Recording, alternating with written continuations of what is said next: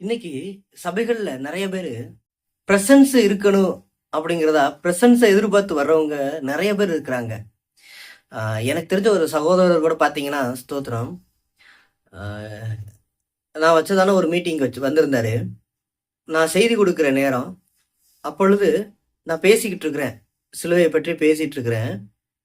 அப்பொழுது அவருக்கு அதை கேட்க மனம் இல்லாம அவர் வெளியில போயிட்டாரு. வெளியில போனவர் என்ன சொல்றாருன்னா, இல்ல பிரதர் பேசும்போது எனக்கு எந்த ஒரு பிரசன்ஸ் இல்ல. அத கேட்கறதுக்கான எந்த ஒரு எனக்கு உணர்வுகளும் வரல அப்படிங்கிறதா சொல்லிட்டு இருந்தாரு.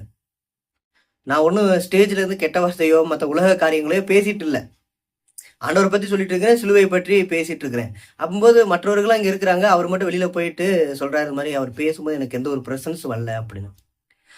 அப்பதான் நான் ஒன்று யோசிச்சேன். இப்ப ஸ்தேவான் யூதர்களுக்கு முன்னாடி சொல்லிட்டு இருக்கிறார் இயேசுவை பத்தி. அப்பொழுது யூதர்கள் எல்லாரும் என்ன பண்றாங்க, மூர்க்க கோபம் அடைந்து அவனை கல்லால எறிகிறாங்க. இப்ப ஸ்தேவான் பேசும்போது அங்க பிரசன்ஸ் வரணும் அப்படிங்கிறதுக்காக அவர் பேசல. ஸ்தேவான் சொல்ல வேண்டிய காரியத்தை சொல்லிக்கிட்டு இருக்கிறாரு. அங்க கேட்கறவங்க பிரசன்ஸோடய கேட்டாங்க. ஆனா அந்த இடத்துல யோவான் பண்ணின உபதேசம் சிறப்பானது. அதுதான் முதலாக வேதத்துல பண்ணப்பட்ட உபதேசம். அருமையா இருந்ததே. அப்ப அந்த இடத்துல பிரசன்ஸ் வரும், பிரசன்ஸை தர்றேன் அப்படிங்கிறதா சொல்லியா ஸ்தேவான் உபதேசம் பண்ணாரு. சரியா? அடுத்து ஏசப்பா நிறைய இடத்துல உபதேசம் பண்ணியிருக்கிறாரு. சில பேர் என்னன்னா, இது கடினமான உபதேசம், இதை யாரையா கேட்பா அப்படிங்கிற வார்த்தைகளை சொல்லி கிளம்பி போனவனும் இருக்கிறாங்களே. அப்பனா ஏசப்பா அந்த இடத்துல பிரசன்ஸ் இல்லாம பேசிட்டாரா? இல்ல நிறைய சபைகள் இது நடக்குது.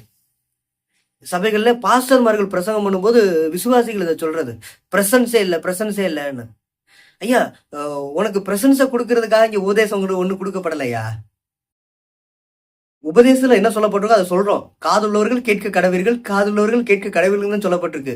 பிரசன்ஸ் ஆகும், பிரசன்ஸ் ஆகும்னு சொல்லவே இல்லை. நீங்களாம் ஒரு புது வழிகளை கோட்பாடுகளை உருவாக்காதீங்கன்னு சொல்ல வர. எடுத்துக்காட்டு ஸ்தேவான்.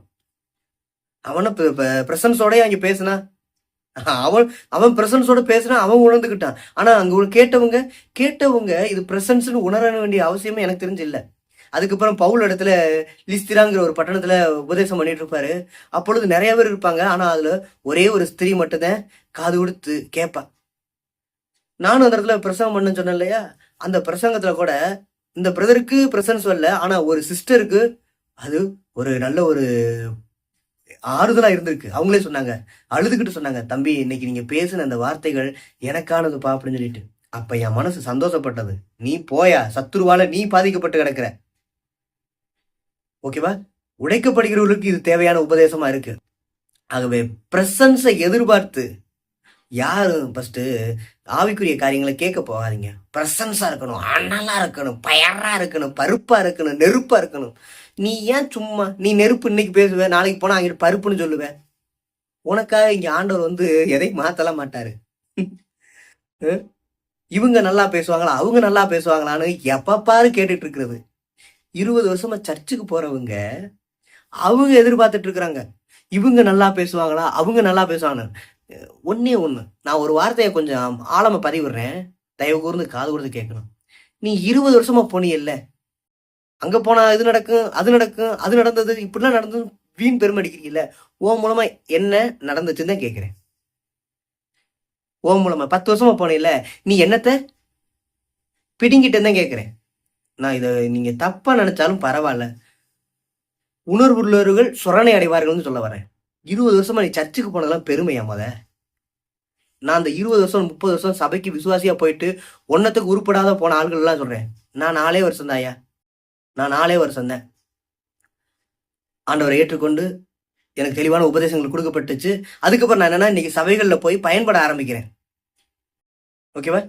நான் 4 வருஷம் நான் பயன்பட்டு இருக்கிறேன். ஆனா நீ 40 வருஷம் 20 வருஷமா சர்ச்சுக்கு போனாலும் பீத்திக்கிட்டு இருக்கிறேன். நான் இந்த சர்ச்சில் எங்களுடைய தாய் சபையில நான் தான் பெரிய அங்கம், நான் தான் பெரிய தங்கம், நான் இல்லைன்னா இந்த தூணே இல்லை அப்படின்னு சொல்றேன். ஆனா எங்க உட்காந்துருக்கிற? பிரசங்கம் பண்ற இடத்துல உட்காரல, நீ ஒரு தூண்ல இப்படி உட்காந்துக்கிற. நான் இல்லைன்னா அந்த சபைக்கு தூணே இல்லைன்னு சொல்லிவிட்டு அந்த தூணுல தான் 20 வருஷமா நீ குத்த வச்ச பிள்ளையார் மாதிரி உட்காந்துட்டு இருக்கிற.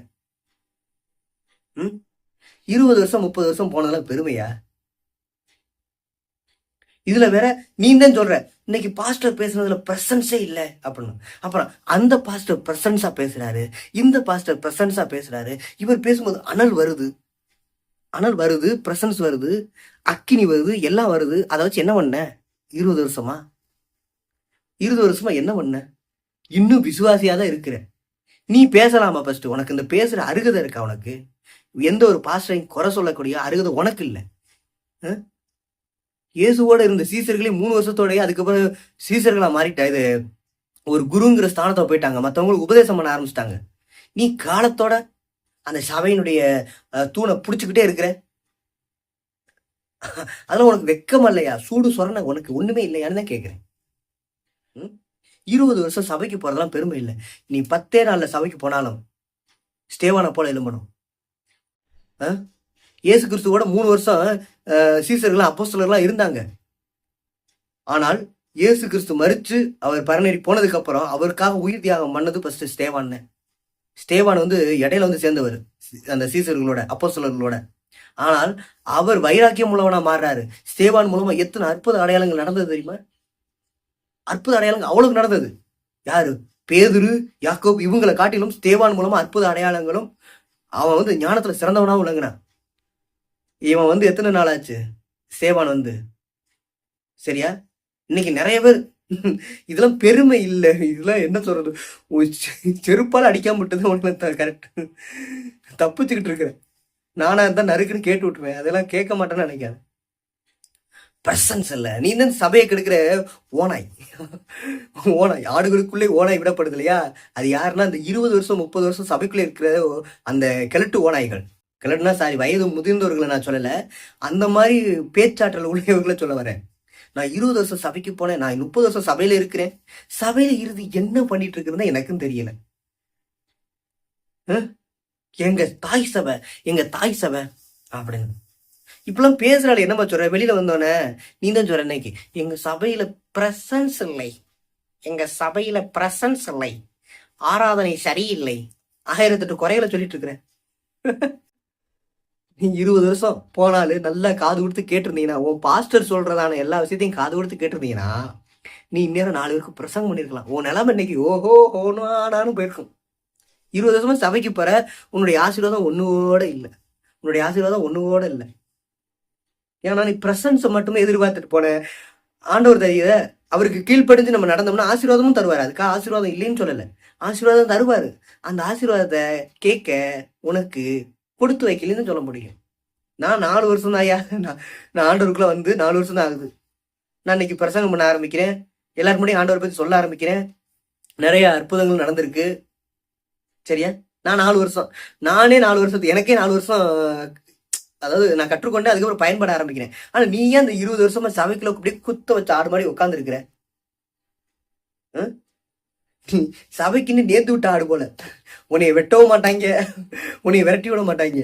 சபைக்குன்னு நேர்ந்து விட்ட ஆடு, அவ்வளவுதான். நீ அங்க அதான் கெதி உனக்கு. வெட்டுனாலாவது ஏதோ ஒரு சாட்சியுள்ள வாழ்க்கையா போயிடும். நீ சபைக்கே என்ன பொழியறது காலம் மாதிரி. அது பெருமை இல்லை. தயவு செஞ்சு சொல்றேன், இது யாராவது இப்படி சொன்னா உண்மையை சொல்றேன், பக்கத்துல கல் இருந்தா ஸ்டேவான் எரிஞ்சு கொண்ட மாதிரி கொண்டு போட்டுருவீங்களா? இதெல்லாம் பெருமையா? நீ 20 வருஷம் சபைக்கு போறேன்னு நீ தான் இப்படி பேசுற. பிரசன்ஸ் இல்லை.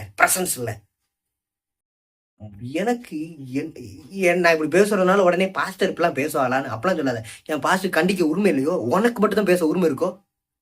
நான் ஒன்றும் தப்பா அவனு பேசல. நீ இந்த மாதிரிலாம் பேசிட்டு இருக்கிற சபையில நடக்கிற பாஸ்டர்களை பார்த்து அவங்களுக்கு கனமுள்ளவங்களா மதிக்கணும்.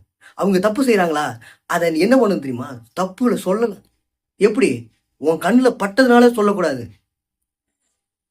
என்ன பண்ணணும்? ஜெபம் பண்ணணும் அவங்களுக்காக. ஆண்டவரே, இந்த இடத்துல இந்த பாஸ்ட் இந்த மாதிரி ஒரு குறைகளை வச்சிருக்கிறாரையா, நான் ஆண்டவரே உங்களுக்காக நான் போய் அந்த விஷயத்த சொல்லணும். குறைகளை நீ தெரியப்படுத்தினால பெரிய ஆள் இல்லை, அந்த குறைகளை சரி செய்யணும். அதுக்கு ஆண்டவர்கிட்ட கிருபையை கேட்கணும். கிருபையை கேட்டு நீ சொல்லுன்னு சொல்ல வரேன். சொல்லுங்க, அது உங்களுக்கு எல்லாருமே கொடுக்கப்பட்டதான உரிமை. ஆவியானவர் உங்களுக்குள்ளே இருக்கிறாரு. போய் சொல்லுங்க, பாஸ்டர் இந்த மாதிரி உங்களோட குறைகளை சொன்னேன், குறைகளை பார்த்தேன், இது குறையா தெரியுது பார்த்தேன், நான் ஜெபம் பண்ணேன், ஆண்டவரும் இது குறைதான் அப்படின்னு சொன்னாரு, நீங்க அதை மாத்திக்கிறீங்க பாஸ்டர் அப்படிங்கிறத வார்த்தைகளை சொல்லுங்களேன். அந்த பாஸ்டர் மனம் திரும்புவாரு. ஆனா நீ என்ன பண்ற? பாஸ்டர், எப்படா குறை கண்டுபிடிக்கலாம், எப்படா இவனை குறை கண்டுபிடிக்கலாம், எப்படா இவனை குறை கண்டுபிடிக்கலாம்னு சொல்லியே குறைய மட்டுமே பாக்குற. கண்டுபிடிச்சிட்டீங்கன்னா போதும், அவ்வளவுதான். யூதாஸ் காரியத்தை எப்படி இந்த 30 வெள்ளிக்காசை வாங்கிட்டு ஓடுனானோ, நான் கண்டுபிடிச்சிட்டேன் யுரேகா, நான் கண்டுபிடிச்சிட்டேன் அப்படின்னு சொல்லி ஓடினானோ, அதே போல ஓடி போய் ஆண்டவர்கிட்ட போய் முத்தம் கொடுத்து காட்டி கொடுத்துட்டிய. காட்டி கொடுத்து அப்புறம் என்ன பண்றிய? காட்டி கொடுக்கப்பட்டவர் என்ன பண்றாரு? சிலுவையில் அறைய போயிட்டாரு. அவர் சிலுவையில் அறையப்பட்டு அவர் சுத்திகரிக்கப்பட்டு 3ஆம் நாள்ல உயிரோட வந்துருவாரு. ஆனா காட்டி கொடுத்த நீ என்ன பண்ற? கொஞ்ச நாளுக்கு அப்புறம், ஐயோ நான் இவரை இப்படி காட்டி போட்டேனே, இவரை நான் இப்படி பேசிட்டேனே அப்படின்னு சொல்லிட்டு வாங்கின காசையும் தூக்கி குப்பையில போற மாதிரி உடைச்சு போட்டு, ஐயோ குற்றமில்லாத ரத்தத்தை நான் காட்டி கொடுத்தேனே அப்படின்னு சொல்லி போட்டு என்ன பண்ற? உணர்வு அடைகிறியா? உணர்வு அடைய மாட்டியே. பேதுரு கூட உணர்வு அடைகிறாரு. ஆனா நீ ஒரு யூதாஸ் காரியத்தா இருக்கிறியே, உணர்வு அடைய மாட்டேன். என்ன பண்ண? காட்டி கொடுத்துட்டேன்னு சொல்லிட்டு அப்படியே தூக்குல தொங்க செத்து போயிடுவேன். இது தேவையா உனக்கு? நம்ம எதுக்கு வந்தோம் சர்ச்சுக்கு? பாவ மன்னிப்புக்கென்றும் பரலோகராஜ்யத்துக்கான வழியை பெறுவதற்காக தானே சர்ச்சுக்கு வந்தோம். சரியா? பாவ மன்னிப்புக்கென்றும் பரலோகராஜ்யத்துக்கு போறதுக்கான வழிக்காக தானே இங்க வந்தோம். அப்பனா உனக்கு பாவ மன்னிப்பு இயேசு மூலமா கிடைச்சிருச்சா?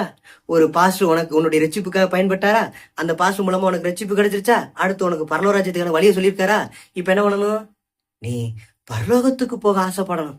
நீ இங்க இருந்து இந்த பாஸ்டர் இப்படி பண்றாரு அப்படி பண்றாருன்னு அவரை பாதாளத்துக்கு நீ கொண்டு போக கூடாது. பாவம் இல்லையா? ஏன்னா இன்னைக்கு விசுவாசிப்புலாம் அப்படி பண்ணிட்டு இருக்கிற விசுவாசி உனக்கு ஐயோ, நீ சும்மா என்ன சொல்றது, இந்த விசுவாசிகள் சொல்லிட்டு இருக்க ஊழியர்களையும் இருக்கிறாங்க. ஆனா விசுவாசிகளுக்குள்ளதையும் பாருங்க. நான் சொல்ற விசுவாசி என்னன்னா, இந்த சர்ச்சுக்கு ஒரு நாள் 2 நாள் போறாங்க அவங்கள சொல்லல. இந்த 20 வருஷம் 30 வருஷம் விசுவாசிகளாவே இருக்கிறாங்க இல்லையா, அவங்களதான் சொல்லிட்டு இருக்கிறேன். அதனால என்னன்னா, நீங்க தயவு கூர்ந்து மத்தவங்க யாரும் நினைச்சிடாதீங்க. நான் அந்த 20 வருஷம் 30 வருஷம் இந்த வடிவேல் ஒரு படத்துல பாத்தீங்கன்னா, 1வது பாத்தீங்கன்னா இத்தனை வருஷம் படிப்பாரு, 2வது பாத்தீங்கன்னா இத்தனை வருஷம் படிப்பாரு. அந்த ஸ்கூல்ல பாத்தீங்கன்னா அவரோட ஃப்ரெண்ட்ஸோட பிள்ளை கூட இங்க வந்து டீச்சர் ஆகுற அளவுக்கு அந்த நிலைமை படிச்சுட்டே இருப்பாரு. அது போல இன்னைக்கு நிறைய பேர் இருந்துட்டு இருக்கிறீங்க வடிவேல் ஐயாவை போல. அப்படிப்பட்டவங்களுக்கான இந்த பதிவு. உனக்கு இதெல்லாம் கொடுத்தாச்சு இல்ல, அடுத்து என்ன பண்ணணும்? உன் வழியை பார்த்துட்டு போகணும். இல்ல நீ வந்து அந்த இடத்துல ஒரு ஊழியங்கிற நிலைமையில இருந்தீங்கன்னா நீ ஒரு ஊழியக்காரனை பத்தி நீ சொல்லலாம். விசுவாசி உனக்கு என்ன தெரியும்? நான் ஒரு மாணவனா இருக்கிறேன். நான் மாணவனா இருக்கும்போது ஒரு டீச்சரை போய் குறை சொல்ல முடியுமா? அவங்க அந்த இடத்துல நிக்கிறாங்கன்னா அவங்களுடைய குறைகளை நான் பார்க்கணும்னா ஃபர்ஸ்ட் அந்த இடத்துக்கு நான் போகணும். அது மட்டும் பண்றது இல்லை. கேட்டா நான் 20 வருஷம் சபை, 20 வருஷம் விசுவாசி, நான் சபையை தான் இப்படி பார்த்துட்டு இருக்கிறேன். அப்படி என்னத்தை பார்த்தேன்? அவருடைய உள்ளத்தை பார்த்துருந்தீங்கன்னா கண்டிப்பா சொல்றேன், நீ யோசிச்சிருப்ப. குறை சொல்ல மாட்டேன், சுட்டி காட்டலாம். குறைகளை குத்தி காட்டுறதை காட்டிலும் சுட்டி காட்டுங்க. அவங்க மாற்றத்துக்கு எதுவா வருவாங்க. நீங்க யாரும் அந்த பண்றதே இல்லையே. சபைகள்ல பாஸ்டர் ஏதாவது சொல்லிட்டா போதும் உடனே குறை சொல்லணுங்கிற நினைப்புல தானே வர்றீங்க.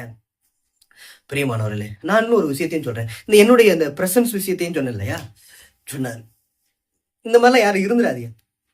பிரசன்ஸ் எல்லாம் எதிர்பார்த்தலாம் சர்ச்சுக்கெல்லாம் போக வேணாம்.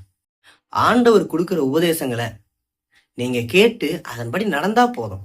ஐயோ பாஸ்டர் பிரசன்ஸை நம்பி வாங்கணும்னு யாராவது சொல்லியிருக்காங்களா? எனக்கு தெரிஞ்சு இல்லை. ஒருவேளை சொல்லியிருந்தாலும் அப்படிப்பட்டவங்களா இருந்தா நீங்க கேட்கலாம், பிரசன்ஸ் இல்லை அப்படின்னு சொல்லிட்டு. உபதேசங்கிறது பிரசன்ஸை கொடுக்காது. உங்களை மாற்றும், உங்களை திருத்தும், உங்களை சீர்படுத்தும், உங்களை சிறப்படுத்தும், பரலோக ராஜ்யத்துக்கு எதுவா உங்களை வழிநடத்தி போகும். இதுதான் உபதேசம். சரியா? உங்களுடைய ஆத்மா சுத்திகரிக்கப்படும், இருதயம் உடைக்கப்படும், இருதயத்தை உடைக்க வைக்கும். சரியா? உடைக்க வைக்கலைன்னா அது பிரசங்கத்து மேலேயும் தவறுன்னு சொல்ல முடியாது. அது ஓ மேல தவறு. காது உள்ளவன் கேட்க கடவான். காது உள்ளவன் தான் கேட்க முடியும். சரியா? பாஸ்டர் 1 மணி நேரம் பிரசங்கம் பண்ணாருன்னா அது ஒரு வார்த்தை கூட உயிர் உள்ளதா இல்லையா? இருந்திருக்கு. இருந்ததுனால அங்க போய் நிக்கிறாரு. உனக்கு கேட்க காது செவிட்டு விரியனை போல கிடக்கு. உனக்கு கேட்க காது செவிட்டு விரியனை போல இருக்கு. நீ செவிட்டு விரிய, உன்னால என்னத்த கேட்க முடியும்? நீ தான் போறிய எதிர்பார்ப்போட தானே போற. பாஸ்டர் அதை பேசுவாங்களா இதை பேசுவாங்கன்னு எதிர்பார்த்து போறதுக்கெல்லாம் இங்க பிரசங்கமே உனக்காக பண்ணிட்டு இருக்கிறாங்க. சர்ச்சில் 100 பேர் வருவாங்க, 100 பேர் வருவாங்க.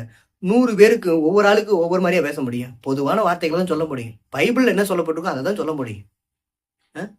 ஓ மனசுக்கு ஆறுதல், ஓ மனசுக்கு ஏதமா, அதெல்லாம் பேச முடியாது. பேசுனா ஆண்டவர் இப்படி சொல்லிடுவார், கொன்னு போட்டுருவார் நம்மளை. அதனால எதை எதிர்பார்க்க? சர்ச்சுக்கு போங்க, அன்பா இருக்கணும்னு நினைங்க. பாஸ்ட் அவரை நேசிங்க. ஃபர்ஸ்ட் நேசிக்கிற இருதயத்தோட போங்க. நிறைய பேர் பாத்தீங்கன்னா பைபிள் இந்த இடத்துல பைபிள், இந்த பைபிளை கரைச்சு குடிச்சிருப்பாங்க. அப்பா குடிச்சுவிட்டு இவங்க பைபிளை அப்படியே பார்க்கறது, பாஸ்டர் பேசும்போது பார்த்துட்டு சதிங்கிற வார்த்தை இருக்கும், தெரியாம பாஸ்டர் சாதிங்கிற வார்த்தையை சொல்லியிருப்பாரு. சதிங்கிற வார்த்தை இருக்கும், தெரியாம பாஸ்டர் வந்து சாதிங்கிற வார்த்தையை பயன்படுத்திடுவாரு. உடனே இப்படி மூடி வச்சுட்டு நான் பைபிளை கரைச்சு குடிச்சாங்க, நீ என்கிட்ட வந்து இப்படி பேசலாமா? எங்க சாதிங்கிற வார்த்தை இருக்கு, சொல்லு சொல்லு சொல்லு சொல்லு.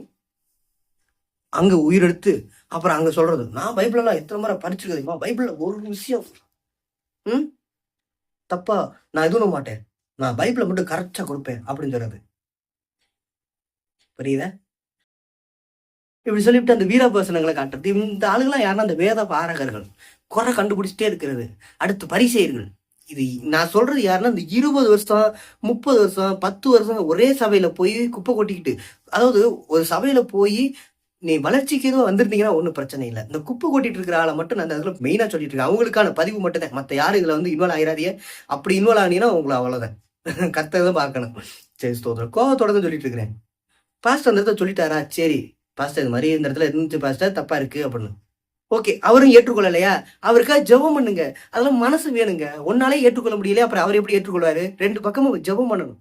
ஜெபம் பண்ணி சமாதானம், அந்த சூழ்நிலை வாய்க்கும் வர நீங்க காத்திருக்கணும். சூழ்நிலை வந்துருச்சா தெரியப்படுத்தணும். புரியுதா? நீ குறை கண்டுபிடிச்சு சொன்னனால நீ பெரிய பரிசுத்தவானே இல்லையே. ஆனால் அந்த குறைகளை சரி செஞ்சியனா நீ உண்மையில சொல்ல போனா கர்த்தருக்கு பிரியமானவர். அதுக்காக பாஸ்டருக்குள்ள குறை இருக்காது அப்படிலாம் சொல்லல, குறை இருக்கு. அதை சொல்லணுங்கிற வழிமுறைகள் இருக்கியா? நான் இப்ப நினைச்சா முதலமைச்சரை குறை சொல்லலாமா? சொல்லலாமா? தோத்திரம், குறை சொல்ல முடியாது. நான் இப்ப நினைச்சா என்னுடைய இந்திய நாட்டினுடைய பிரதமரை நான் குறை சொல்லலாமா? குறை சொல்ல முடியாது. ஏன்னா நான் சாதாரண ஒரு மனுஷன். அவங்கெல்லாம் சொல்ல போனா முதலமைச்சருங்கிற ஒரு தலைமையான ஒரு பொறுப்புல இருக்கிறாங்க, மதிக்கத்தக்கவங்களா இருக்கிறாங்க, மாண்பு மிகுந்தவங்களா இருக்கிறாங்க. நான் குறை சொல்லணும்னா ஃபர்ஸ்ட் நான் அவங்களுடைய பொசிஷன்ல போய் நிக்கணும். யுத்தம் செய்யறவனுக்கு தாயா தெரியும், யுத்தம் செய்யறவனுக்கு, அதாவது முட்டை போடுற கோழிக்கு தான் தெரியுமா வழி என்னன்னு. யுத்தம் செய்யணும். நானும் அந்த இடத்துக்கு போனேன்னா அவர்கிட்ட சொல்லலாம், நிறை இருக்கு குறை இருக்குன்னு சொல்லலாம். நான் ஒரு சாமானிய மனுஷனா? நான் இப்ப குறை சொல்லிவிட்டு அடுத்து நான் என்ன பண்ணுவேன்? அந்த வேலையை குறைய போய் சரி செய்யற வேலையை பார்ப்பேன்? இல்லை, நான் என் வேலையை தான் பார்ப்பேன். என்னால சொல்ல முடியாது. நான் ஒருவேளை அந்த குறைகளை சரி செய்யற அளவுக்கு எனக்குள்ள பலன் இருந்துச்சுன்னா நிச்சயமா போக முடியும். தாவீது ராஜா இருக்கிறாரு, அவர் பாத்தீங்கன்னா கோலியாத்த கொல்லணுங்கிற அந்த நிலைமைக்கு அந்த துடிக்கிறாரு.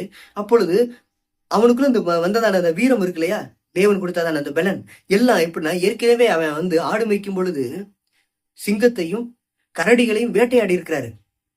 அப்படிப்பட்ட அந்த தாவீதுக்கு இப்படிப்பட்ட பலன் வருது. தாவீதுக்கு அது அந்த இடத்துல சொல்றாரு இல்லையா, என்னுடைய இஸ்ரவேலினுடைய தேவனை திட்டுறதுக்கு நீ யாரா அப்படின்னு சொல்றாரு. அது பைபிளின் படி பார்த்தா அது வேற மாதிரி கொடுக்கப்பட்டிருக்கு. நான் ஒரு எடுத்துக்காட்டுக்காக சொல்ல வரேன். என்னுடைய இஸ்ரவேலின் தேவனை இப்பெல்லாம் நீ பேசுறானே, இஸ்ரவேல் படைகளை பத்தி இப்பெல்லாம் பேசுறானே அப்படின்னு சொல்லி அவனுக்குள்ள ஒரு கோபம் வருது. கோலியாத்தை வீழ்த்துற அளவுக்கு பலன் கிடைக்கிற அளவுக்கு அவனுக்கு இது வருது. ஸ்தோத்திரம். இப்ப இந்த இடத்துல தாவீது கோலியாத்தை வீழ்த்தணும், எப்படி இவன் பேச முடியும் சொல்லிட்டு சொல்லிவிட்டு போகல, தாவீதே இறங்குறாரு கோலியாத்தை வீழ்த்துறதுக்கு. தேவன் அதுக்கு துணை அளிக்கிறாரு. இப்ப சொன்ன தாவீது செய்யறாரு, செஞ்சு முடிச்சதுக்கு அப்புறம் அந்த இடத்துல உயர்த்தப்படுறாரு. ஆனா நம்ம என்ன பண்றது தெரியுமா? இந்த ஆட்சி சரியில்லை, இந்த பிரதமர் சரியில்லை, அவர் சரியில்லை அப்படின்னு சொல்லிட்டு மறுபடியும் என்ன பண்றோம்? நம்ம ஆளில போறோம். அப்படி சொல்றவனுக்கு அருகதையே இல்லை. உனக்கு நாட்டை பத்தியும் சொல்லவும் எந்த அவன் நல்லவரோ கெட்டவரோ, ஒரு தலைமைத்துவம் நல்லவங்களோ கெட்டவங்களோ அவங்கள பத்தி சொல்ல உனக்கு அருகதை இல்லை. இப்ப நான் வந்து ஊழியர்களை பத்தி பேச எனக்கு அருகதை இருக்கு. ஏன்னா நான் வந்து ஊழியருங்கிற நிலைமையில இருந்துட்டு இருக்கிறேன். ஓகே, ஸ்தோத்திரம். இப்படியாக இந்த 20 வருஷம் 30 வருஷம் சபைக்கு போறவங்க தயவு செய்து நீங்க அதை பத்தி பேசவே கூடாது. ஏன்னா நீ பாஸ்டருங்கிற நிலைமைக்கு போயிட்டு இருந்தீங்கன்னா நீ சொல்லலாம் தாராளமா, இந்த மாதிரி இந்த இடத்துல குறைகள் இருக்கு பாஸ்டர் அப்படின்னு சொல்லலாம். ஓகே, இது ஒரு பக்கம் நடந்துகிட்டு இருக்க. நான் இன்னொரு விஷயத்த ஷேர் பண்ணலாம்னு நினைக்கிறேன். எனக்கு தெரிஞ்ச ஒரு சகோதரன் அவருடைய சபை மக்களுக்காக, அவங்க சபை மக்கள் வந்து அவங்க செஞ்ச பாவத்தெல்லாம் மனசார சொல்லியிருக்கிறாங்க.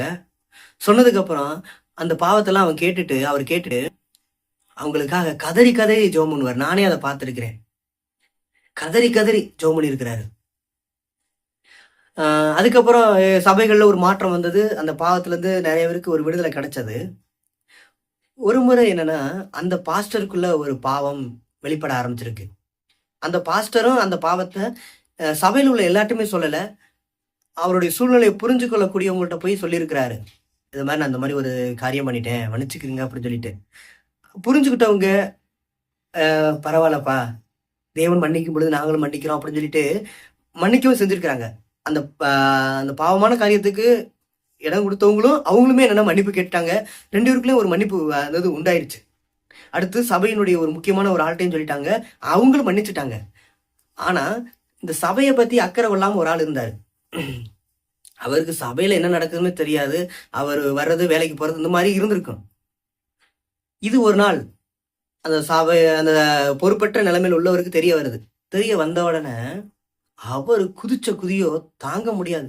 இவர் எப்படி இப்படி பாவங்கள செய்ய முடியும்? நம்மட்ட மட்டும் நம்ம செஞ்ச பாவத்த மட்டும் அவர் கேட்டாரே!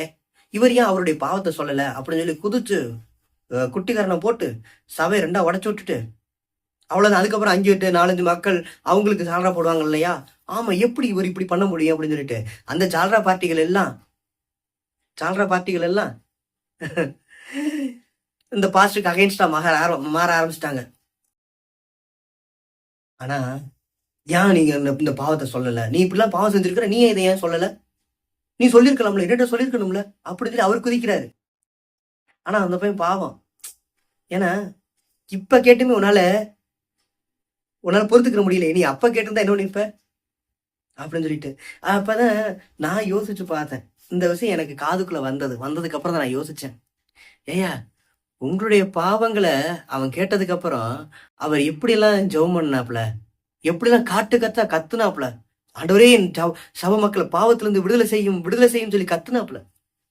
ஆனா உங்களுக்கு ஒரு சமாதானமான ஒரு நிலைமை கிடைச்சது.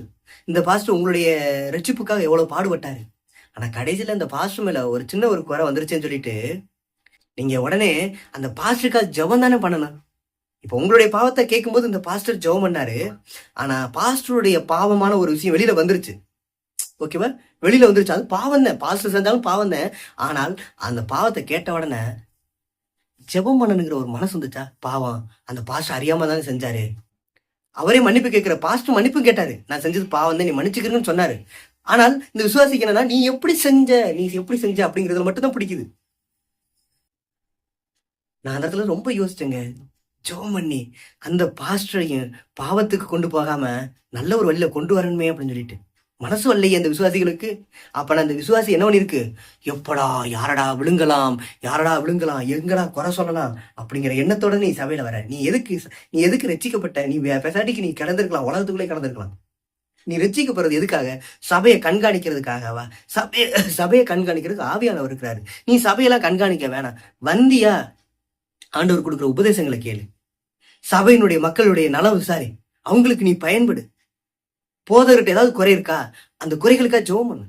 சொல்றீங்களே, எந்த ஒரு பாஸ்டர்மாரும் ஒரு விசுவாசியினுடைய குறைகளை பார்த்த உடனே சும்மா விட்டுட்டு போறது இல்லைங்க. அவங்களுக்காக ஜெபம் பண்ணுவாங்க. அது எனக்கு தெரிஞ்சு 99% பாஸ்டர்மார்கள் அது பண்றாங்க. அந்த பாஸ்டர் வந்து கெட்ட மனுஷனாவே இருந்தாலும் அவனுக்குள்ள இந்த பாரம் இருக்குங்க. அந்த பாரம் இருந்ததுனாலதான் எல்லா ஆசைகளையும் விட்டுவிட்டு கர்த்தருக்காக வந்து நிக்கிறாங்க. புரியுதா? ஜெபம் பண்ணுங்க. நீங்களும் ஒரு விசுவாசிங்கிற நிலைமையில இருந்து பாஸ்டர் மேல குறைய கண்டுபிடிக்கிறீங்களா? அங்க ஜெபம் பண்ணுங்க. பாஸ்டருக்காக பாரத்தோட ஜெபம் பண்ணுங்க. மாற்றத்துக்கு எதுவா வருவாரு. இல்லாட்ட கர்த்தர் உங்களை அந்த இடத்துல தலைமைத்துவமா நிறுத்துவாரு. புரியுதா? அடுத்து இன்னொரு சபையில இப்படி நடந்தது. இந்த சபையில இப்படி நடந்தது. பாவம், அதெல்லாம் இன்னைக்கு நிறைய சபையில நடந்துட்டு இருக்கு. வெளியில வராம இருக்கு இந்த நியூஸ் எல்லாம். ஒருவேளை அப்படி வந்திருந்தா இதுல விசுவாசி குறை சொல்ற விசுவாசி உனக்குதான் ஐயோ. ஊழியம் பாவம் செஞ்சவன் பாவம் செஞ்சுட்டானா அந்த பாவத்தை நீ ஏசப்பாவும் மன்னிக்கணும்.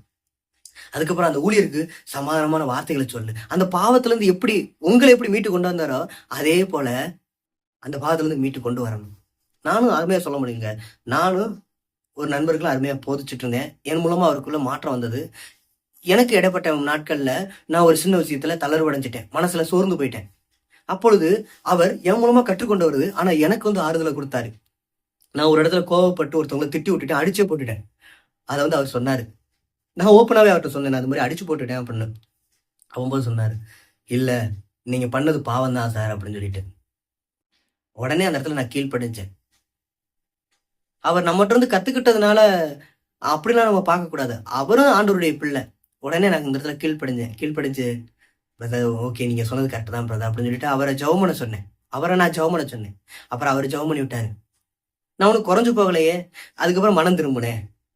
இப்ப மறுபடியும் அந்த பிரதர் என்னோட நல்லா பேசுவாரு. நாங்க ரெண்டு நல்லா அவ்வளவு க்ளோஸ். அவருக்குள்ள குறைகளை சொல்லுவாரு, எனக்குள்ள குறைகளை நான் அவர்கிட்ட சொல்லுவேன். ஷேர் பண்ணி உண்மை மனம் திரும்புதலுக்கு ஏதுவான நல்ல ஒரு கனிகளை கொடுக்க முடியாத தேவன் அந்த சூழ்நிலையில் வைத்தாங்க.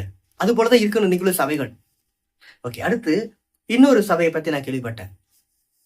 அந்த சபையில உள்ள பாஸ்டர் என்ன பண்ணாருன்னா, பெண்களோட விஷயத்துல ரொம்ப மோசமா போயிட்டாரு. இது சபை மக்களுக்குலாம் தெரிய வந்து அது பெரிய பிரச்சனை, நியூஸ்ல எல்லாம் வந்தது அந்த பிரச்சனை. அப்புறம் அதுக்கப்புறம் அந்த பாஸ்டர் என்ன பண்ணிட்டாருன்னா, இல்ல நான் அந்த சபையை நான் நடத்தல, வேற ஆளை பாத்துக்கிறேங்க அப்படின்னு சொல்லிட்டு அவரு போயிட்டாரு. அவருடைய அந்த கில்ட்னஸ் சொல்லுவாங்க இல்லையா, அந்த இது தாங்க முடியாம போயிட்டாரு. இப்ப இந்த விஷயத்த பத்தி ஒருத்தவர் ஒரு நாள் பேசினாரு. என்னன்னா, எங்க சபையில இந்த மாதிரி தான், நம்ம சபையில முன்னாடி ஒரு பாஸ்டர் இருந்தாரு, அவர் இப்படிதான் பாவம் பண்ணாரு. உடனே சபை மக்கள் என்ன பண்ணோம், அவரை தூக்கி விட்டோம். இந்த இடத்துல நீ இருக்கக்கூடாது அப்படின்னு சொல்லி, அதனால ஜெயில எல்லாம் ஸ்டேஷன் ஜெயிலு வரலாம் கொண்டு போய் விட்டாச்சு அப்படின்னு சொல்லி அவரு அப்படியே பெருமையா சொல்லிட்டு இருந்தாரு. எங்க பாஸ்டர் வந்து அந்த பாஸ்டர் வந்து நாங்க இந்த விட்டு விரட்டி விட்டுட்டோம் அப்படின்னு, ஏன்னா பாவம் செஞ்சுட்டாரு அப்படின்னு. அதுக்கடையில நான் அந்த பாவம் செஞ்சதான பாஸ்டருடைய அப்பாவை பத்தி விசாரிச்சேன். அவங்க அப்பா தான் அந்த சபை மக்கள் எல்லாருக்குமே ஒரு ரட்சிப்பு கிடைக்கும்படியாக பயன்பட்ட ஒரு ஆளாம். அவங்க அப்பா இந்த மக்களை அப்படியே அன்போட பார்த்துக்குவாராம். ஆனா அவங்க அப்பா என்ன பண்ணுவாருன்னா, ஸ்தோத்திரம், நல்லா அந்த மக்களுக்காக ஜெபம் பண்ணுவாராம். மக்களுடைய எல்லா பாரத்தையும் இவர் ஏற்றுக்கொள்வாராம். ஓகே, ஆனா இவங்க பிள்ளைக்கு இப்படி ஒரு சூழ்நிலை ஏற்பட்டுச்சு. அங்கதான் நான் நினைச்சு பார்த்தேன், ஏயா அவங்க அப்பா உன்னுடைய ரட்சிப்புக்காக நீ செஞ்ச எத்தனையோ பாவங்களுக்காக அவர் ஆண்டோட்ட மன்னிப்பு பரிஞ்சு பேசி உனக்கு ஒரு மீட்பை வாங்கி கொடுத்துருக்காரு. இந்த ஊழியக்காரர் தப்பு பண்ணிட்டாரு, உனக்கு இந்த ஊழியக்காரனை மன்னிக்கணுங்கிற எண்ணமே வரல. நீ பாவியாய் துரோகியா இருக்கும்போது தேவன் இவர் மூலமா, இந்த ஊழியருடைய அப்பா மூலமா மன்னிச்சாரு. உனக்கு மன்னிக்கணுங்கிற எண்ணமே இல்ல. நீ ஜெயில தள்ளி போட்டதுனால அவர் திருந்திட்டாரா? நீ ஜெயில தள்ளி போட்டியல, அந்த ஜெயில் என்ன பண்ணும், இவருக்கு மேலும் மேலும் மன வேதனையில கொடுத்து என்ன பண்ணும், இன்னும் பின்மாற்றமான காரியத்துல கொண்டு போகும். நீ அந்த இடத்துல மன்னிச்சிருந்தீங்கன்னா சரி, ஏசப்பா செய்யாததே நீ செய்ய போற. ஒரு விபச்சார ஸ்திரியை ஏசப்பா மன்னிச்சாரு, உடனே அவளுக்கு ஒரு மீட்பு கிடைச்சிருக்கே. ஏசப்பா வந்து அவள் என்ன கல்லறிஞ்சு கொள்ள சொன்னாரா, இல்ல ஜெயில போட சொன்னாரா? இல்ல, மன்னிச்சாரு. உடனே அவள் மனம் திரும்பினவளாய் கடைசி வரை ஏசப்பா கூட இருந்தவளே அவதான். ஆனா இந்த பாஸ்டர் பாவம் பண்ணிட்டாரு. நீ மன்னிச்சிருந்தீனா இந்த பாஸ்டர் மறுபடியும் பாவம் செஞ்சிருப்பாரா? இல்லதானே. இவருக்கு ஒரு மீட்பு ஓ மூலமா கிடைச்சிருக்கலாமே விசுவாசியே அப்படிங்கிறத என் மனசுக்குள்ள ஒரு கேள்வி வந்தது. அதுக்கப்புறம் அவர் சொன்னார், அந்த பேசிட்டு இருந்த சொன்னாரு, இந்த பாஸ்டருக்கெல்லாம் பாதாளம் எரி நரகம் தான் சொன்னாரு. உண்மையில எனக்கு நான் கேள்வி கேட்டேன், நறுக்குன்னு கேட்டு விட்டேன். அவருக்கெல்லாம் மன்னிப்பு இருக்கு. ஒன்ன மாதிரி ஆளுகளுக்கு தான் எரி நரகம் அப்படின்னு. அந்த மாதிரி பாஸ்டர் பாவம் செஞ்சுட்டாரு, ஒத்துக்கிட்டாரு, நான் பாவம் செஞ்சவன் அப்படின்னு ஒத்துக்கிட்டாரு. அவருக்கு ஆண்டவர் மன்னிக்கிறாரு. ஆனா நீ அவரை பத்தி இப்படி பேசுனீங்க இல்லையா, நான் ஜெயில தள்ளி விட்டுட்டோம் அதை பண்ணிட்டோம்னு சொல்ல முடியா? உனக்கு எரியிற நெருப்பு இருக்கு, மன்னிக்க முடியாத நீ அலைஞ்சுக்கிட்டு அவர் மேல. அவர் பாவம் செஞ்சுட்டாருங்க, அந்த பாவத்துக்கெல்லாம் நான் எசைஞ்சு வரலங்க. ஆனா அவரை ஏங்க உன்னால மன்னிக்க முடியல? நீ ஜெயில தள்ளி விட்டதுக்கு அப்புறம் நீ பெரிய எதுவும் நீட்டியா? இன்னைக்கு சபைகளுக்குலாம் இப்படிதான் இருக்கு. ஓஞ்சவன், ஏஞ்சவன், நாய்ச்சவன், பேய் சபை. இந்த விசுவாசி என்னைக்கெல்லாம் நீ பாஸ்டரா மாறியோ, அதாவது விசுவாசியா இருந்துகிட்டு பாஸ்டர் போல பேசினாலும் பரவாயில்ல, தேவனை போல பேச ஆரம்பிச்சிட்டீங்கன்னா நீ பெரிய பேய்க்கு சமம், பிசாசுக்கு சமம்.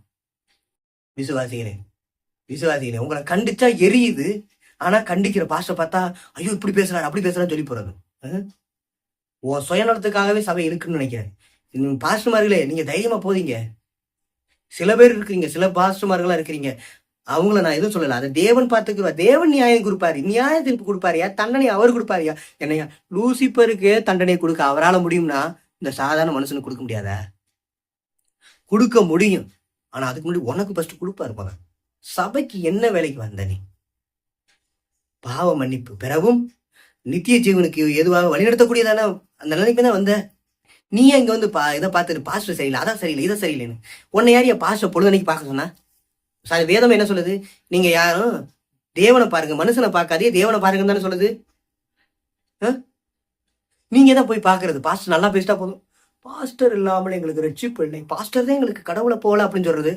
கடைசியில பாஸ்டர் மூலமா ஏதோ ஒரு சுருக்குன்னு ஒரு வார்த்தை வரும்போது இந்த பாஸ்டர் சரியில்லை, இவனா ஒரு பாஸ்டர்னு சொல்றது. கடைசியில என்ன, ஆண்டவரே வேணாம். இன்னைக்கு நிறைய பேர் பின்மாற்றத்துக்கு போனதான நிலைமையை தான், இந்த பாஸ்டர் சரியில்லை, அந்த பாஸ்டர் சரியில்லை அப்படின்னு. உன்னை பாஸ்டர் பார்க்க சர்ச்சுக்கு போக சொன்னாங்க? பாஸ்டரை பார்க்கறதுக்காக சர்ச்சுக்கு போக சொன்னாங்க? பாஸ்டருக்கு வேலை செய்யறதுக்காக சர்ச்சுக்கு போக சொன்னாங்க? பாஸ்டருக்கு வேலை செய்யறதுக்காக சர்ச்சுக்கு போக சொன்னாங்க? ஆண்டவரை பாரியான்னு சொன்னா அதை பார்க்கறது இல்லை, ஆண்டவர் செஞ்சதை செய்யான்னு சொன்னா அதை சொல்றது இல்லை. ஏன் சபை, ஏன் தாய் சபை நீ தானே கட்டி பிடிச்சி கிடந்த? ஆண்டவர் இப்படி கட்டி பிடிச்சி கிடக்க சொன்னாரா? ஏன் தாய் சபைன்னு கட்டி பிடிச்சி கிடக்க சொன்னாரா? ஆலயங்கிறது உன்னுடைய சரீரத்தை தான் சொல்லப்பட்டிருக்கு. உன் சரீரத்தை பார்த்துக்கொள்ளு, உன் சரீரத்துக்குள்ள வாசம் செய்யறாரு. உன்னுடைய ஊழியக்காரனுக்கு நீ கீழ்ப்படி, அது தப்பே இல்லை, கீழ்ப்படியணும். ஓகேவா?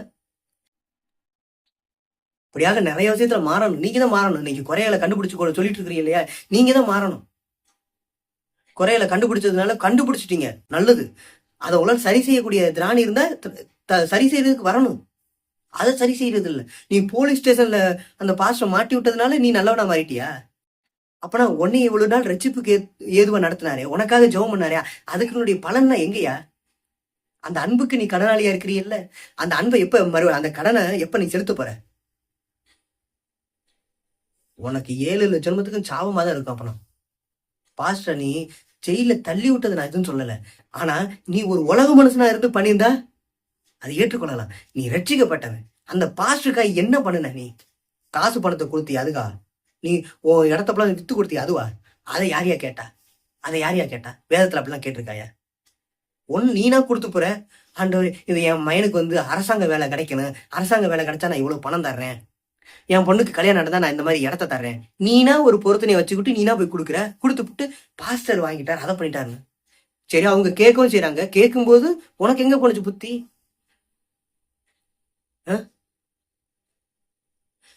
சில பேருக்கு சீசர்களுடைய காலகட்டத்தில் பார்த்தீங்கன்னா காணியாட்சி முறைகள் அப்படிங்கிறதுல அவங்க எல்லாத்தையும் தன்னுடைய வித்து, காணியாட்சி வித்து அவங்க கொடுத்துருக்குறாங்க, சீசர்களுடைய பாதப்படையில வச்சிருக்கிறாங்க அன்பா. நீங்க இன்னைக்கு கேட்கிறாங்கன்னா நீ ஏன் கொடுக்குற? ஆண்டவர் இலவசமா தான் கொடுக்க சொல்லி இருக்கிறாங்க. இன்னொன்னு, இலவசமா தான் தேவன் கொடுக்க சொல்லி இருக்கிறாரு. அதே மாதிரிதான் இன்னைக்கு எல்லாருமே இலவசமா கொடுக்குறாங்க. ஆனா இதுல எப்படி பண மோசடி வந்துச்சுன்னா, இன்னைக்கு மக்கள் விசுவாசிகள் நீங்க என்ன விரும்புறீங்க? ஒரு பாஸ்டரா இருக்கிறவன் டீ காபி ஆத்திருக்கணும், அதை டிகிரி பட்டம் வாங்கியிருக்கணும், இப்பெல்லாம் சொல்றீங்கல்ல. அவன் வெள்ளை சட்டை வெள்ளை சொக்கா போடணும், இதெல்லாம் சொல்றீங்க, நினைக்கிறீங்க தானே நீங்க? 20 வருஷம் விசுவாசி, 30 வருஷம் விசுவாசிய அப்போ ஒன்னிட்ட இருந்து பணத்தை பிடுங்குறது தப்பே இல்லை. பைபிள்ல எங்கேயுமே இப்படி சொல்லப்படல. அவங்களும் இலவசமா ஆண்டவருடைய வார்த்தையை கொடுக்குறாங்க. ஆனா நீங்க என்ன சொல்றீங்க? எங்களுக்கு டீ காப்பி, அதை டிகிரி சர்டிபிகேட் இருந்தாத நாங்க உங்களை பாஸ்டரை ஏற்றுக்கொள்ளும் நீங்களும் தான் சொல்றீங்க. பாஸ்டரை பத்தி நான் குறை சொல்ல வேணான்னு சொல்லல, குறைகள்லாம் இருக்கு, எனக்கும் தெரியும். நானும் ஒரு ஊழியருடைய பிள்ளை தான், எனக்கும் தெரியும். ஆனா குறைகளை மட்டுமே சொல்லிட்டு இருக்கிறதுனால இங்க நிறைவாக போறதில்லை. ஃபர்ஸ்ட் நீங்க மாற்றத்துக்கு எதுவா வரணும், உங்களை தேவன் பயன்படுத்த ஆரம்பிக்கணும், அப்பொழுது மாற்றம் வருங்க. நிறைய சபை இன்னைக்கெல்லாம் பெரிய பெரிய ஐக்கியங்கள்ல பாத்தீங்கன்னா, இன்னொரு சபையை பத்தி நான் சொல்லிடுறேன். ஒரு பாஸ்டர் பெரிய ஐக்கியத்துல இருக்கிறதான ஒரு பாஸ்டர், அவர் என்ன பண்ணிட்டாரு, அது அந்த பெண்கள் விஷயத்துல அவர் கொஞ்சம் மோசமா போயிட்டாரு. அதோட சபையினுடைய ஐக்கியத்துல உள்ளவங்க, சபையினுடைய தலைமைத்துவம் அவரை ஒதுக்கி வச்சிருச்சு, நீ இதுக்கு வரவே கூடாது, ஆண்டனுக்குள்ள வரக்கூடாது அப்படின்னு.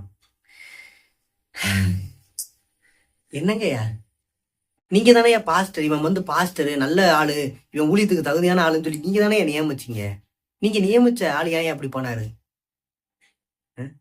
ஒரு நாளாவது அந்த பாஸ்டர் ஆண்டவருக்கு பிரியமானவரா, ஆண்டவர் இவரை ஊழியருங்கிற நிலைமையில நியமிக்க சொன்னாரா அப்படின்னு சொல்லி ஆண்டவரை பார்த்துருந்தீங்கன்னா இந்த இடத்துல எந்த ஒரு குறையும் வந்திருக்காது.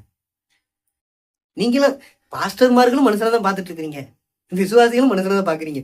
ஆண்டவரை எப்ப பார்க்க போறீங்க? இஸ்ரவேல் ஜனங்கள் எல்லோருமே மோசையின் மூலமாக கானான் தேசத்துக்கு பயணம் பண்ணிட்டு போகும்போது எல்லாருமே கானான் தேசத்துக்கு போனாங்களான்னு பார்த்தா எல்லாருமே போக முடியல. எகிப்துல இருந்து கிளம்புனா அந்த ஜெனரேஷன்ல எல்லாருமே போக முடியல. ஒரு 2 பேர் தான் கானான் தேசத்துக்குள்ள போனாங்க. யாரு? காலேப்பும் யோசுவாவும். மற்ற இஸ்ரவேல் ஜனங்கள்லாம் ஏன் போக முடியல, வழியிலே ஏன் செத்து போனாங்க தெரியுமா? இந்த யோசுவாவும் காலேப்பும் மோசைக்கு உள்ளாக இருக்கிற தேவன், மோசையின் மூலமா வழி நடத்துகிற தேவனை பார்த்தாங்க. ஆனால் இந்த இஸ்ரவேல் ஜனங்களோ மோசையை மட்டும்தான் பார்த்தாங்க. அதனால மோசை போல செத்து போயிட்டாங்க இடையிலேயே. ஓகேவா? நீங்களும் அப்படி உங்க பாஸ்டர் மட்டுமே பார்த்து நம்பி நாசமா போயிருந்தீங்கன்னா இதுக்கு ஆண்டவர் பொறுப்பில்லை, எங்கள் நிறுவனம் பொறுப்பில்லை அப்படின்னு சொல்லி ஆண்டவரே சொல்லிடுவாரு. இந்த இதுக்கு எங்கள் நிறுவனம் பொறுப்பாகாத தம்பி மகனே அப்படின்னு சொல்லி ஆண்டவர் கையெடுத்து கும்பிட்டுருவாரு. ஐயா சாமி போ அப்படின்னு. ஏன்னா ஆண்டவரே படிச்சு சொல்றாரு, நீ மனுஷனை பார்க்காத, என்னை பாரு. மனுஷனை பத்தி இப்ப நான் பேசணும்னா என்னை பார்த்தா கூட உங்களுக்கு குறையாதான் தெரியும். என்னை பத்தி நீங்க யூடியூப்ல கேட்கறதுனால, வீடியோல பாக்குறதுனால நான் நல்லவனா கூட நினைச்சிட்டு இருக்கலாம். எனக்குள்ளேயும் மாம்சம் இருக்குயா, காயினை போல வெளிப்படாம இருக்கு, அவ்வளவுதான். வெளிப்பட்டதுன்னா நானும் ஒரு பாவினேன். என்னை பத்தி ஊர்ல விசாரிச்சு பார்த்தீங்கன்னா தெரியும், கழுவி ஊத்துவாங்க. சாக்கடை நடந்ததான வாழ்க்கை என் வாழ்க்கை. என்னமோ ஆண்டவர் கிருபையின்படி மாற்றத்துக்கு எதுவும் வந்துட்டு இருக்கிறேன்யா. சரியா? என்னையும் பார்க்காத, யாரையும் பார்க்காத. நான் பேசின வார்த்தைகள் ஏதாவது தப்பா இருந்தா சரியா, அதை பாரு. தப்பா இருந்துச்சா ஜெபம் பண்ணிட்டு சொல்லுங்க. ஜெபம் பண்ணிட்டு சொல்லுங்க. சரியா? உடனே சொல்லும் போது நான் திருந்தனுங்கிறதெல்லாம் சொல்லிடாதீங்க. சொல்ல வேண்டியது உங்க கடமை. சொல்லிட்டீங்களா, அடுத்த ஆண்டவர் எனக்குள்ள கிரியை செய்ய ஆரம்பிப்பாரு. அடியை கொடுப்பாரு, 2 அடி, இப்படி ஒரு குத்து, இப்படி ஒரு குத்து, இப்படி ஒரு அடி குத்துவாரு. அதுக்கப்புறம் என்ன பண்ணுவேன், நானும் திருந்திருவேன். சரியா? அதனால திருந்துவாங்கிறதுக்காக சொல்லக்கூடாது, சொல்லணுங்கிறத ஆண்டவர் உணர்த்தினாரா சொல்லிடணும். சரியா? ஆண்டவரை பாருங்க, பாஸ்டரை பார்க்காதீங்க, ஆலயத்தை பார்க்காதீங்க, ஆண்டவரை பாருங்க. அங்க கொடுக்குறதான சத்தியங்களை எந்த சபையிலையும் எப்படின்னா கர்த்தர் அந்த பைபிள் உள்ளதான் சொல்லி கொடுப்பாங்க. அவங்களுக்கு தெரிஞ்ச அறிவின்படி ஞானத்தின்படி சொல்லி கொடுக்குறாங்க. அதை கேளுங்க.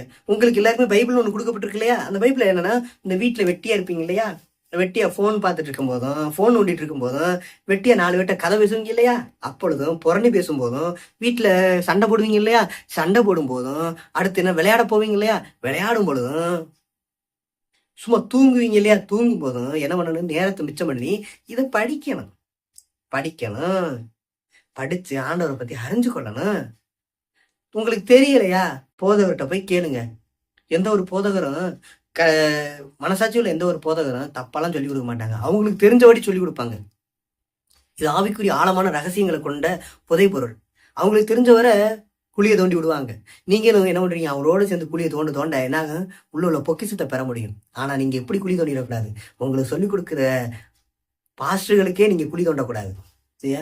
சொல்லிக் கொடுக்குறவரை அவங்களோட சேர்ந்து கத்துக்கொள்ளுங்க. கத்துக்கொண்டதுக்கு அப்புறம் வாழ்க்கையில பயன்படுத்துங்க. நீங்களும் வெற்றியுள்ள வாழ்க்கை வாழ முடியும். இப்ப வேணுமா பிரசன்ஸ்? இனிமே இந்த பிரசன்ஸா இருக்கிறேன், பயரா இருக்கிறேன், நெருப்பா இருக்கிறேன், அடுப்புக்கரியா இருக்கிறேன்னா வேணாம், போதும். இது டிஜிட்டல் காலங்கள். சரியா? நீங்க அபிஷேகம் பெற்றுக்கிட்டீங்களா? நீங்க அந்நிய பாஷை பேசுவீங்களா? நீங்க அபிஷேகம் பெற்றுக்கிட்டீங்களா? அந்நிய பாஷை பேசுவீங்களா? இது ஒரு விளம்பரம் வருமுங்க.